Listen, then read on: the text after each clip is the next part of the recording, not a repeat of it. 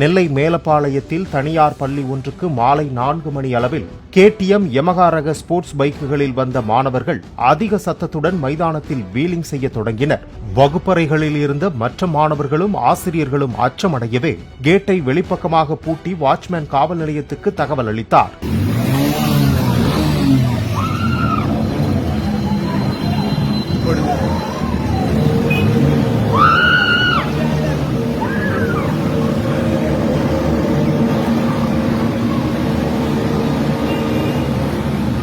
மாணவர்களிடமிருந்து பைக்குகளை பறிமுதல் செய்த போலீசார் அவர்கள் அனைவரும் 10 மற்றும் 12ஆம் வகுப்பு பொதுத் தேர்வு எழுதுவதால் பெற்றோரை வரவழைத்து எச்சரித்து அனுப்பி வைத்தனர்.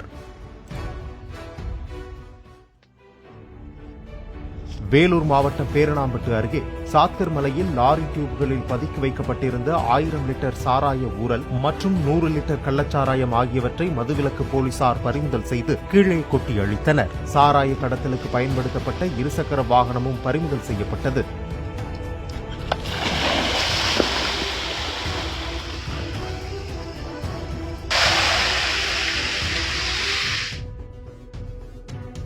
சென்னை காட்டாங்குளத்தூர் திமுக ஒன்றிய செயலாளர் கொலை வழக்கில் தேடப்பட்டு வந்த 5 பேர் சத்தியமங்கலம் நீதிமன்றத்தில் சரணடைந்த நிலையில் அவர்களில் 4 பேரை 5 நாட்கள் நீதிமன்ற காவலில் வைக்க நீதிபதி உத்தரவிட்டார். 17 வயது சிறுவனை செங்கல்பட்டு இளம் சிறார் நீதி குழுமத்திற்கு அனுப்பி வைக்கவும் உத்தரவிடப்பட்டது.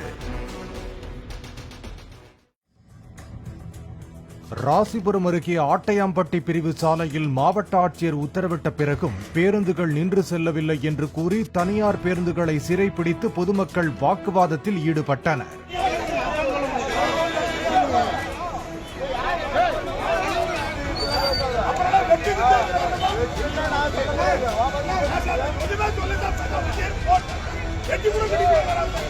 சேலம் நாமக்கல் தேசிய நெடுஞ்சாலையில் கிராம மக்கள் மறியலில் ஈடுபட்டதால் போக்குவரத்து பாதிக்கப்பட்ட நிலையில் காவல்துறையினர் பேச்சுவார்த்தை நடத்தி கலைந்து போகச் செய்தனர். போதைப்பொருள் தவிர்ப்பு மற்றும் கடல் வளங்களை பாதுகாத்தலை வலியுறுத்தி இலங்கை திரிகோணமலையைச் சேர்ந்த 13 வயது பள்ளி மாணவன் தன்வந்த் பாக் நீரிணையை நீந்தி கடந்தார். கடந்த வியாழனன்று தலைமன்னாரில் இருந்து தனுஷ்கோடி அரிச்சல் முனைக்கு வந்த அவர் வெள்ளி அதிகாலை தனுஷ்கோடியில் இருந்து தலைமன்னாருக்கு 8 மணி 15 நிமிடங்களில் நீந்தி சென்றார். அவரை இந்திய தூதரக அதிகாரி சந்தித்து வாழ்த்து தெரிவித்தார்.